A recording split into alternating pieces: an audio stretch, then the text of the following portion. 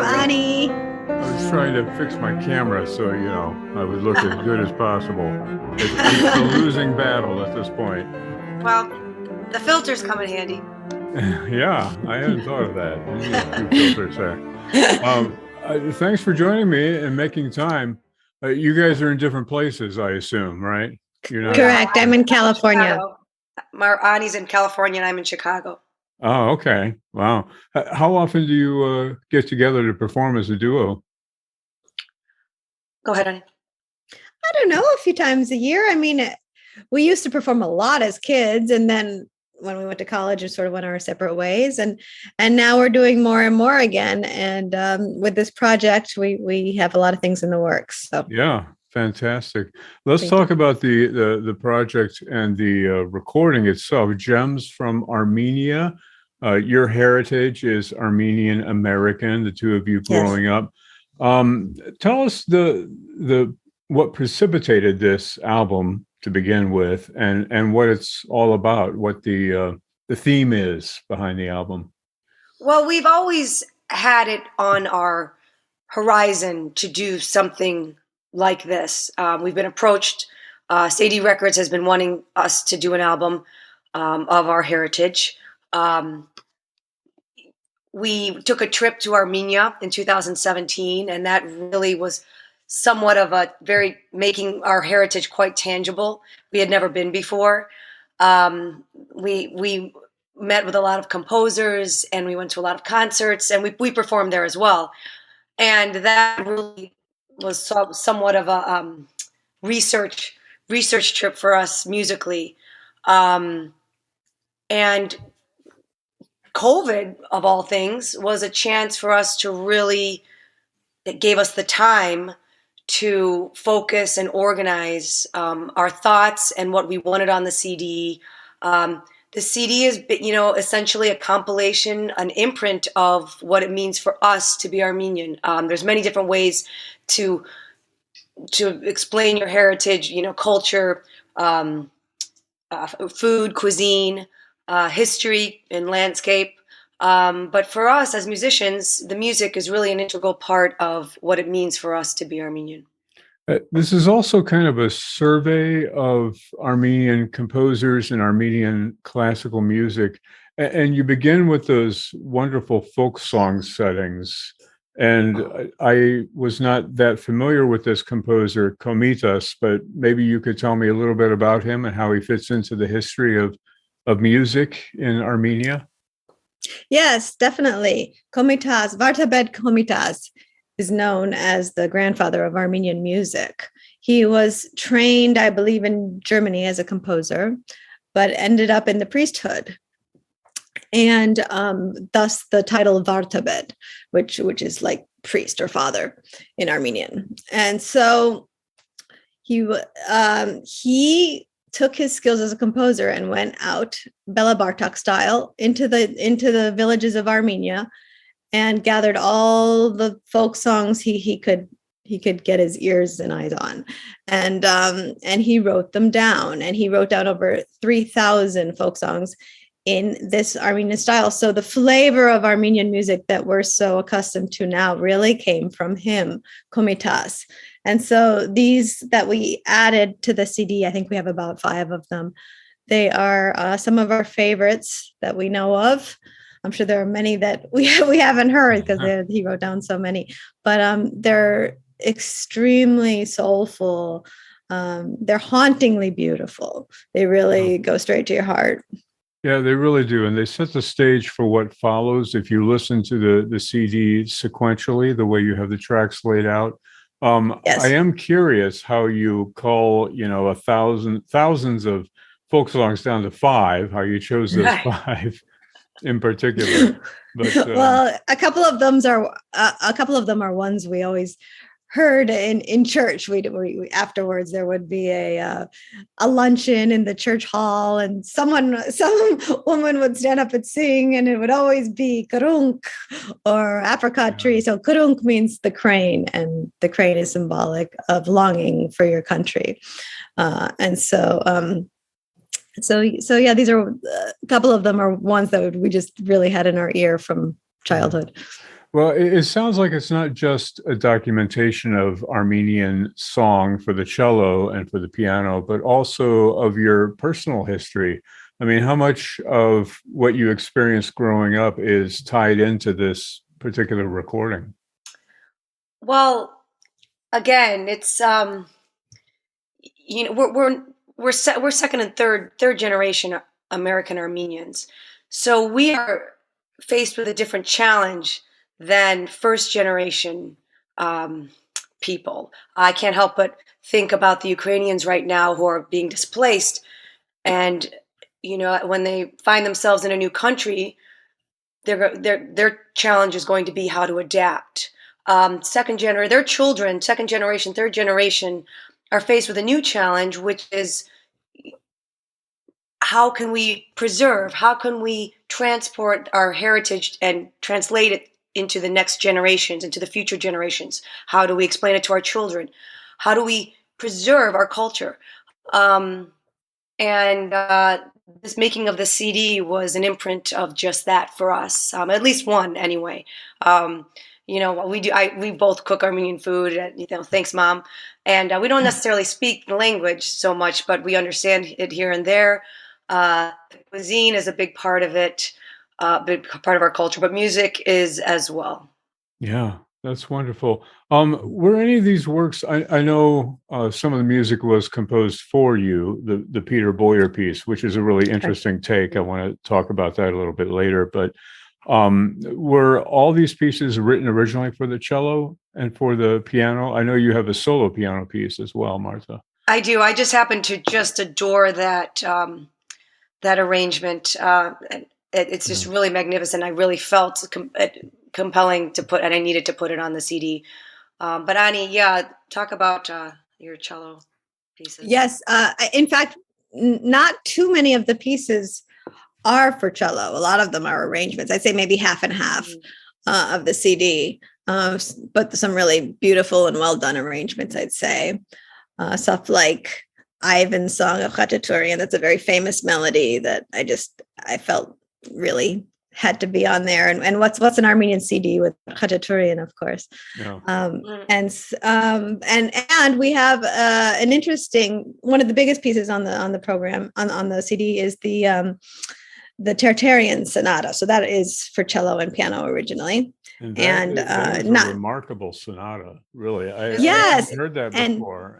No, we hadn't really heard it either until we kind of came across it in researching music for this CD, and we thought it was magnificent and really kind of a really Brahmsian and hefty way to add some weight to this CD, so it's not all just little tunes, but something really quite massive in the middle. So we were happy to add that, and that is a cello original. Yeah, it's a nice addition to the cello sonata repertoire. Nice little a nice little gem. One of the great discoveries on this disc. I mean, there's a lot of discoveries to be found here. Let's talk about that Peter Boyer piece, because Peter Boyer is not of Armenian heritage. This wonderful piece for you. Tell us about it. Yeah, he likes to joke that he's the Odar on the CD. Odar is the Armenian word for non-Armenian.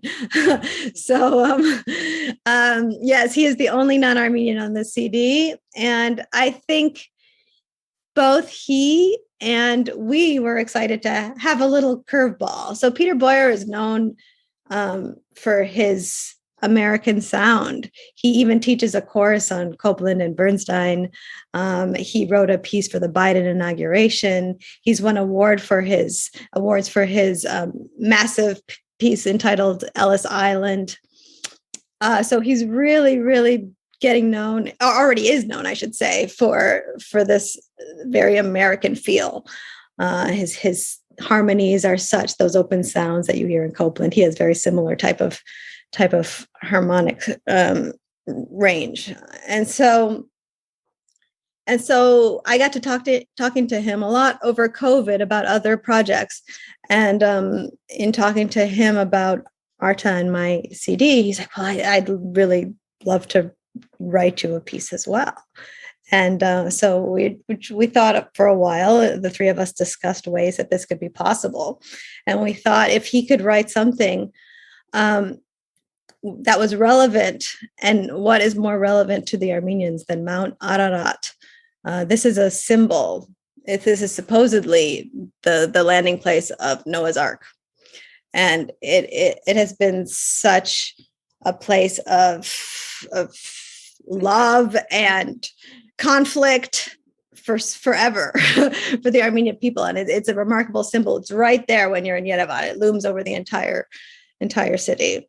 And so it's on this logo is the logo of Mount Ararat is on every restaurant, on every stationery, every window you see Mount Ararat. It's a very special and religious place for the Armenian people, but it's now not Armenia. So officially it's not considered Armenia, but it's right there. It's still a very sacred place for the Armenians. So we thought if he could write a piece sort of incorporating all that feeling. So he's got this rapturous melody that kind of really captures that feeling of longing for this mountain. Yet it's also very tumultuous. And so he's really managed to grab the listener in that sort of way too, that shows what conflict this has been for the Armenians. I think it's interesting. He really happened to merge also our Armenian heritage with our American our American birthplace. It was a nice sort of homogenized example. Yes, we are Armenian. We are Armenian Americans after all. So it was kind of neat for us to include that American aspect, our American point of view. That POV, it's such a dramatic, great piece. For some reason, my media player played that first when it's the last track on your disc, but it played it first, and I was listening to it and I was thinking, wow, that's a great introductory piece. Wow. And it turned out to be the one, Yes, but that's a good point. It does make a good opening. Yeah, it's very dramatic, very dramatic. Yeah, it's a wonderful piece. Tell me a little bit more about your upbringing, because I'm always curious, when two prominent musicians come from the same family. What was it like growing up? Did you play together? Was there competition? What got you interested? Are you from a musical family? We can't talk about our upbringing without talking about our father, Peter Aznavoorian, because he just had a great love for classical music. And from the day we were born, he put pipe classical music into our rooms. Most people want athletes as children to grow into athletes, or doctors or lawyers, but my father wanted classical musicians. And he got three of us. We were the Aznavoorian trio, and we performed quite a lot, particularly Ani and I. Our brother, who was in the middle, is actually ironically now a physician, much to my father's disappointment. But I know, isn't that ironic? So, but Ani and I performed a lot. We performed a lot at church. We performed at various venues. We studied at the Music Institute of Chicago, where I'm also on faculty. So that was our. Ani also plays on an instrument built by our father. Yeah, so and that's fascinating. So he was a luthier also? No, he was not always a luthier. Our father was a chemist, but he was a rather unhappy chemist. He never enjoyed it. And it was that unhappiness was really sort of spreading throughout our family. And he was always passionate about classical music, especially the violin. And always also very good with woodworking. He would make model airplanes from scratch. And so he decided to go to the Chicago School of Violin Making. And he studied for 3.5 years with Chu Ho Lee there. And he became a different man. He just was so happy that he could do what he loved. It was too late in life to become the violinist like he would imagine himself to be, but not too late in life to learn how to make instruments at an extremely high level, since he was already so good with woodworking. And so that's what he did. In year 2000, he made a cello for me. At the time, I was borrowing an instrument. And when you borrow an instrument, as we all know, it can be taken away at any point if the owner wants to sell it for some reason. or for various other reasons that can be taken from you. So for some security, my dad made me a cello. He had made many violins by that point and a few cellos. And we both knew that if the instrument wasn't up to par, I wouldn't play on it. But right from the get-go, I have to say, it sounded great. And I knew that if I really played on it for a couple of years, it would open up even more. And surely it did. And so here I am 20 years later playing this very reliable instrument. It always sounds the same no matter where I am. Some of the older instruments seem to be more finicky. They vary with humidity and altitude and that kind of thing. But my cello is pretty consistent. So I'm really happy with it. Very proud of him, I have to say. It was sort of a lesson that I learned, that you got to do what you love. It really changed him as a person, and it changed the whole dynamic in our family, that he was happy. Listen to his daughter play what he made, which has got to make him feel wonderful. Yeah, that's such a wonderful story, and thank you. The cello sounds great, and it resonates throughout this recording. Lovely recording. Before we let you go, I want to just mention some of the other composers whose names I can't pronounce, so I'm hoping that you can help me with those. You've got 3 living composers on here. We talked about Peter Boyer, but you also have, and I'm not going to try it, Sarouj. Okay, you tell us who they are. Sarouj Krajan is the third one. Okay, and Vache. Vache Sharafian, we met him in Armenia. Actually, we went to the premiere of his cello concerto that a good friend of ours, Suan Bagratuni, was premiering at the Khachaturian Hall. And I met him afterwards. We met him afterwards. I went out to coffee with him. We discussed some things. He's a very interesting person and smart man. He also studied with Tertarian.